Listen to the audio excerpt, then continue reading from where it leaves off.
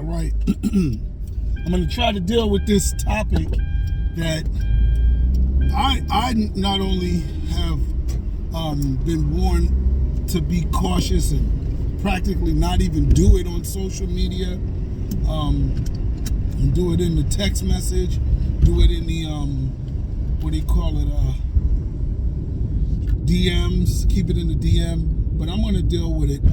I've responded to people's videos on social media, so I'm like, you know what, if they can handle it, right, then I will too. Basically, I think because of my stance on it, had I taken a stance that was more offensive, I probably would be more cautious, but I think my stance isn't that controversial.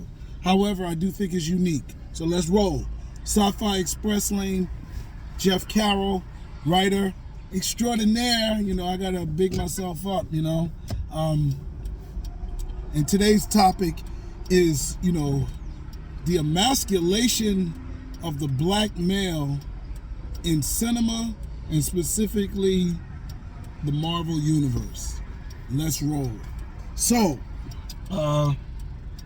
when we say emasculation, let's define that as the stripping, and again, I didn't look this up, so I'm just going by my best memory, which is important because most people don't look words up either. They go by what they think the word means.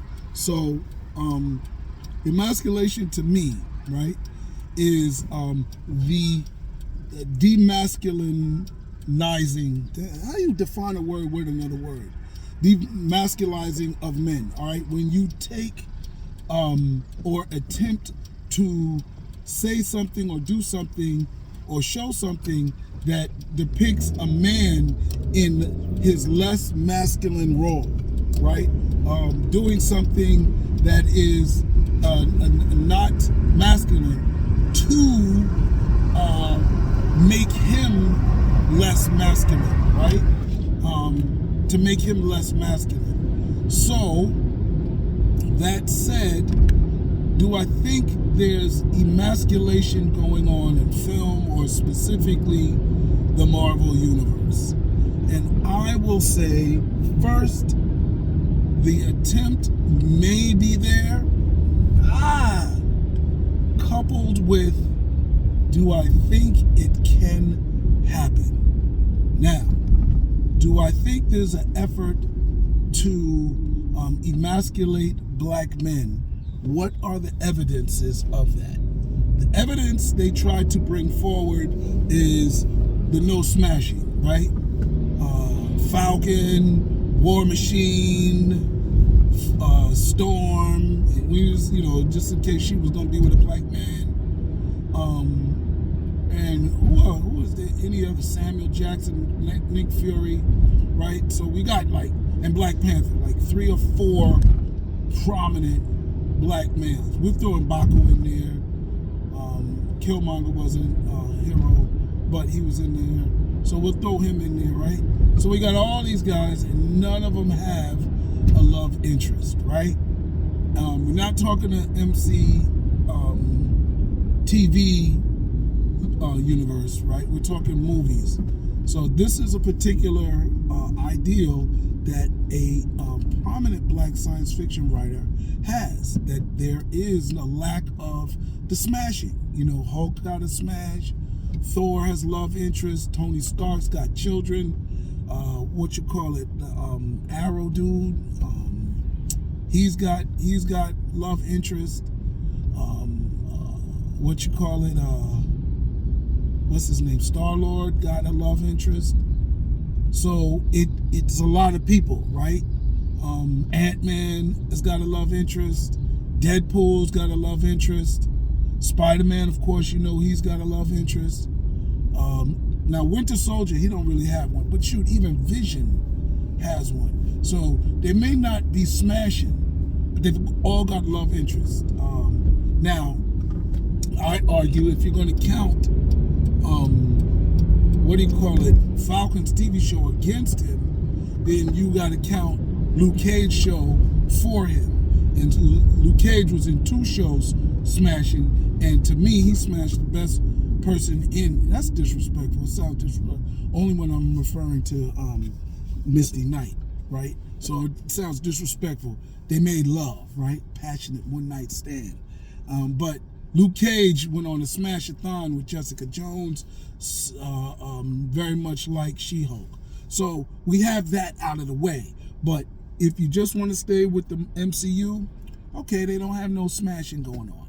Do I think that's an attempt to emasculate men or neuter men, black men? I'll say no. Now, I'm going to go to the next one where it goes a little bit further, right? There was been a video that I shared in the DMs, right? I didn't even post it, where it's the leftover conspiracy theory from, probably started with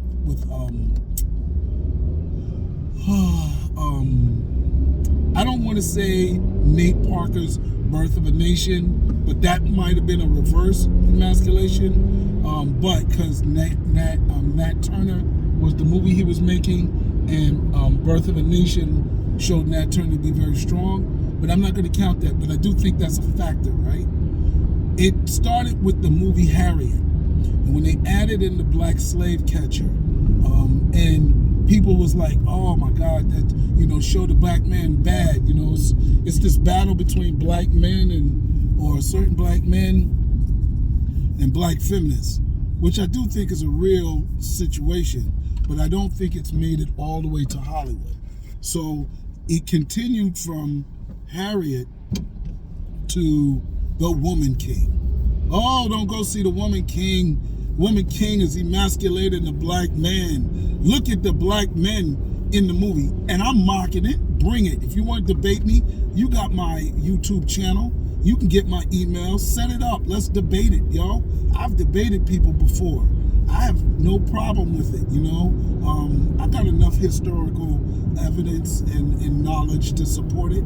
But yeah, so they said The Woman King, right? And then I saw it with my mentor, Professor Small, and he said, which I agree with, there were men in every battle.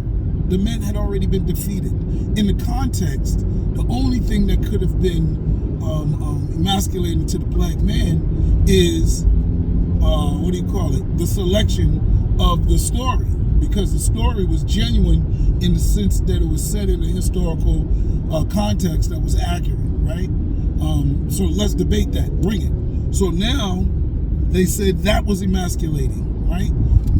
Having this woman stand up to a man in this competition, of strength or pain endurance when she stuck the arrow in her shoulder. So that was emasculating, right? Or that was evidence that they were trying to emasculate the black man. So that was Woman King. Now we have it with Wakanda Forever. Oh, they didn't recast Black Panther or T'Challa or Chadwick Boseman because they are emasculating the black man. They want this girl, the MCU don't want to show a strong black man. So they didn't recast him because he would have been a strong black man. I wouldn't be surprised in 10 years or even now that there's already theories out there that they killed Chadwick Boseman because they didn't want a strong black man and have him continue to play the Black Panther. I'm pretty sure there's somebody out there that would believe that stupid nonsense. But I've seen it. We believe the earth is flat. There's people out there flat, not fat. Earth is flat. So go back to this theory, right?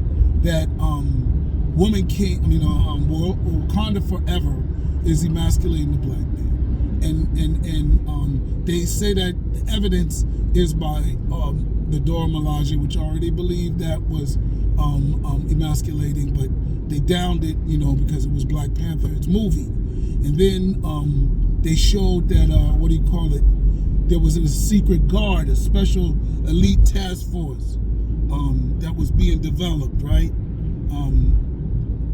And Shuri was developing it, right? And she put homegirl Michonne from Walking Dead as the head captain, or the first one. And then they say that they brought in this Riri Iron Woman to further emasculate the black man. And there's no way a woman can be as strong as Siri was to do the things that she did in the movie. So I shoot all that down by saying it's a movie, number one. And number two, the same thing that Shuri did, Black Panther did, because they had the purple flower, they had ingested it, and not to mention Chadwick Boseman's Black Panther did things that humans can't do. Hence the reason why he's a superhero. So let's throw that aside. Now, here's my response to all of it. I have two responses. One, don't think a movie can emasculate black men or men. Now, can a movie contribute, affirm emasculation? Yeah, possibly. Can it be the straw that breaks the camel's back? I don't even know if it can do that. As far as I know, right? Not firsthand experience, but I've heard it, right? And I don't know if it's 100% true. Like jail, no, let's just say rape is one of the things they say happen in jail, right? Of men, male rape is capable of turning a man gay. Now, I'll say this. I don't even know if that's 100%. And I don't know if we have the evidence to prove it. I don't know if people would testify. I don't know if there's survivors of Africa Bambaataa or Catholic priests that would attest to their lack of homosexuality because of rape. But there are people that have been raped and men that have become homosexual. So that can be something that is emasculating. Please, I know this is going all over the place, and this is one of the reasons why they asked me not to deal with it. Right. I do believe that this is a different conversation than people being born gay. I'm not going to have that conversation here. I'm dealing with these attempts to show that the MCU is emasculating a black man. And there's no bigger emasculation than taking a straight person and making them gay, which I don't think a movie is capable of doing, right? So, boom, I don't do that. I don't think so. Now, can you say things and insult people and hurt their feelings? Heck yeah. Do I think men can be emasculated? I would say yeah. I've even had bouts where not my sexuality was in question, my manhood was in question. But guess who emasculated me? Me! And this is the reason why I feel the way that I feel. It wasn't anything exterior. It was me in the transition between being an agent and being a high school teacher, right? I had to find my way. I'm still not, a permanent teacher yet, but, at least I know I am able to teach, right? And that was the biggest obstacle. I did not know if I could contribute or provide for my family. Thus, I felt I wasn't a man. Now, did the movies have anything to do with it? Heck no. Matter of fact, movies made me feel better. Like when I saw that movie, the one where the dude gets his house broken into, I can't remember the name, came out 2 years ago. And his wife was totally dissing him. His children was dissing him. And lo and behold, he was a hitman on the down low. That is the only thing, like that movie made me feel good. I don't know a movie that has made me feel emasculated. I've only felt emasculated because of myself. Nothing that my wife has told me, nothing that anybody else has called me. You call me a bitch ass N-word, right? I will respond back. That's not going to do it. You could say, man up, Jeff. If Jeff don't believe that I'm not a man, then boom. Now, that's one theory. And the other one is real quick. It goes back to Dr. Frances Cress Welsing. She didn't create it, I don't even think she coined it. She used a term called penis envy. I'm not going to really say that it's penis envy, but I will say it's sexual obsession. The reason why we see all these superheroes, Thor, Iron Man, and Hulk smashing and having love interests is because of comics in general. The characters that have them are characters that the writers wished they were. And a lot of these black characters were created by white men, and they don't live vicariously in them. The whole damsel in distress goes back before superhero movies. So these guys felt like they were to be a superhero, so they saved the woman, they got the woman, they dated the woman. Superman has Lois Lane. He's barely Superman if he doesn't have a woman on his side. That is their definition, or not their, that is the definition of the writers who created this. And their very sex is very important for them. So that's how I define it. Many times in most of these action horror movies, sex and stuff and all that is a distraction from the story. So that's how I answer it. Number one, I don't think you can emasculate nobody. People emasculate themselves.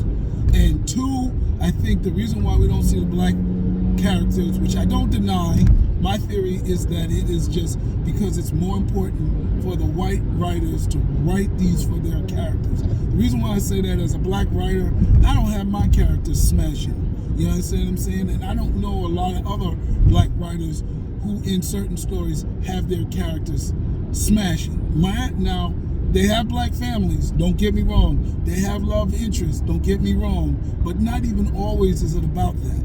So you have to look into the context. I went a little over 2 minutes. Please forgive me. But I hope you understood. Yes, just understand my point. You don't have to agree. If you disagree strongly, formulate your counterclaim and put it in the comments below. Thank you very much. Like, subscribe, share. Jeff Carroll out. Sci-Fi Express Lane done.